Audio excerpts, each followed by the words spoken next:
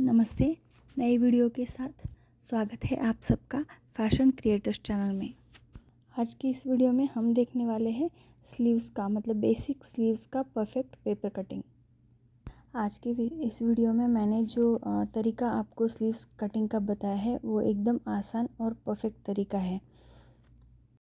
आप इसे kurti, blouse, one piece, frock किसी भी पैटर्न का अगर आप ड्रेस या ब्लाउज़ सिल रहे हो तो उसके लिए ये एकदम परफेक्ट तरीका है स्लीव्स कट करने का। जब भी हम किसी भी नए तरीके का पैटर्न स्टिच करते हैं तो हमें स्लीव्स में कई बार प्रॉब्लम्स ज़रूर आती है। तो जिस तरीके से स्लीव्स का मैंने कटिंग इस वीडियो में आपके साथ शेयर किया है, अगर उसी तरीके से आप स्लीव्स का कटिंग करते हो तो आपके जो भी छोटे मोटे प्रॉब्लम्स हो वो सॉल्व हो जाएंगे।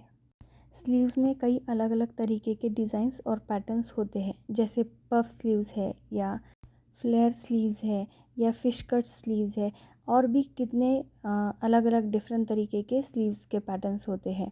तो अगर ये सारे पैटर्न्स हमें कट करने हैं तो उसके लिए बेसिक स्लीव्स का परफेक्टली आना बहुत ज़रूरी है। तो चलिए शुरू करते हैं हमारे आज के इस वीडियो को। देखो, सबसे पहले मैंने यहाँ पे लिया है एक फोल्ड पेपर। अब इसका विड्थ कितना लेना है वो हम देख लेते हैं। तो जितना भी आपका चेस्ट राउंड होगा यानी कि छाती का घेरा, उसको हमें करना है 4 से डिवाइड। जितना आएगा उसमें से हम लोग आधा इंच माइनस करेंगे और जितना आएगा उसे हम यहाँ डालेंगे। जैसे मेरा छाती का घेरा था 44 इंचेस, 44 इंच, उसमें मैंने उसका 1/4 किया तो वो आया 11 इंच और उसमें से आधा इंच मैंने माइनस किया तो यह आया 10.5 इंच यानी कि 10.5 इंच। तो मैंने 10.5 इंच पे यहाँ पे मार्क कर दिया। अब इन दोनों पॉइंट को हम इस तरीके से जॉइंट कर लेंगे। ऊपर एक स्ट्रेट लाइन ड्रॉ कर देंगे और साइड में जो बचा है वो हमें नहीं लगेगा। अब इसके आगे हमें करना है कैप हाइट का मार्किंग। तो अगर 36 तक आपका चेस्ट रहेगा तो आप यहाँ पे 3 इंचेस पे एक मार्क करोगे और उसके आगे आप करोगे 3.5 इंचेस पे एक मार्क। तो यहाँ पे हमारा 44 चेस्ट साइज़ है तो इसलिए मैंने यहाँ पे किया है 3.5 इंचेस पे एक मार्क। तो इसके बाद में अभी हमें लेना है मार्जिन का पॉइंट। तो यहाँ से हम लोग 1.5 इंच अंदर की तरफ एक मार्क करेंगे। जो भी हमने विड्थ लिया है यानी कि चौड़ाई ली है उसी में हमारा मार्जिन भी इंक्लूड रहता है। तो इसके बाद मैं यहाँ पे कर रही हूँ स्लीव्स का लेंथ। तो आपका जितना भी स्लीव्स लेंथ हो आपको यहाँ पे 1 इंच उसमें ऐड करके मार्क करना है। तो मेरा है 8.5 तो मैंने यहाँ पे किया 9.5 इंचेस पे एक मार्क।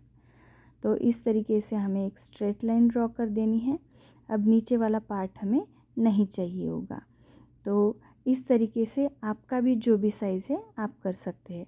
अब यहाँ पे मैं डालूँगी स्लीव्स का राउंड का मार्किंग। तो जितना भी स्लीव्स राउंड रहेगा यानी कि आपका स्लीव का घेरा रहेगा उससे आधा करके आपको यहाँ पे डालना है। तो मेरा है 14 इंचेस तो मैंने यहाँ पे डाला 7 इंच। तो इन दोनों पॉइंट को हम एक दूसरे को इस तरीके से जॉइन कर देंगे। अब इसके बाद में नीचे वाले साइड से हम करेंगे 1.5 इंच पे एक मार्क बाहर की तरफ और इन दोनों पॉइंट्स को भी हम इस तरीके से जॉइन कर देंगे। तो ये होगा हमारा मार्जिन। अब इसके बाद में हमें ऊपर वाले साइड यहाँ पे 1 इंच पे एक मार्क करना है और इन दोनों पॉइंट को इस तरीके से जॉइन कर लेना है। अब ये दोनों जॉइन होने के बाद में इसका निकालेंगे हम लोग सेंटर। अब सेंटर निकालने के बाद दोनों साइड से हम करेंगे 1-1 इंच पे एक मार्क। आपका साइज़ जो भी हो आप स्लीव्स इसी तरीके से कट कर सकते हो। चाहे आपके पैटर्न भी अलग अलग होंगे तो भी आपको बेसिक जो स्लीव्स है वो इसी तरीके से कटिंग करना है। अब इसके आगे ये जो 2 पॉइंट है इसका हम एक और सेंटर निकालेंगे और इस सेंटर से 1/5 इंच हम लोग नीचे की तरफ मार्क करेंगे। अब बीच वाले सेंटर से हम 1/4 इंच नीचे और आधा इंच ऊपर की तरफ मार्क करेंगे। तो आप किसी भी साइज़ का बनाओ, आपको इसी तरीके से मार्किंग करनी है। अब ये जो वीडियो में आप देख रहे हो, इस तरीके से आपको शेपिंग करना है। ये बैक वाला आर्म होल का शेपिंग रहेगा। अब इसके बाद में ये पॉइंट्स मैच करते हुए आपको शेपिंग करना है। ये फ्रंट वाले आर्म होल का शेपिंग रहेगा। अब इसके बाद में आगे मैंने आधा इंच डाउन करके, मतलब आधा इंच नीचे की तरफ मार्क करके शेपिंग किया है। तो जिस तरीके से वीडियो में आप देख रहे हो, उसी तरीके से अगर आप शेपिंग करते हो तो स्लीव्स एकदम परफेक्टली बैठ जाती है। अब यहाँ पे हमारी स्लीव्स का परफेक्टली मार्किंग हो चुका है।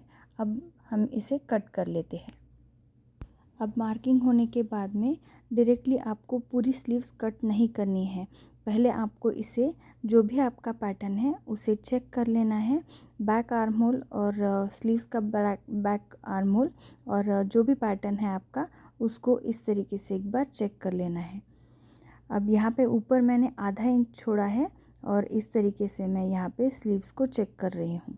तो यहाँ पे मेरा परफेक्टली स्लीव्स मैच हो चुका है।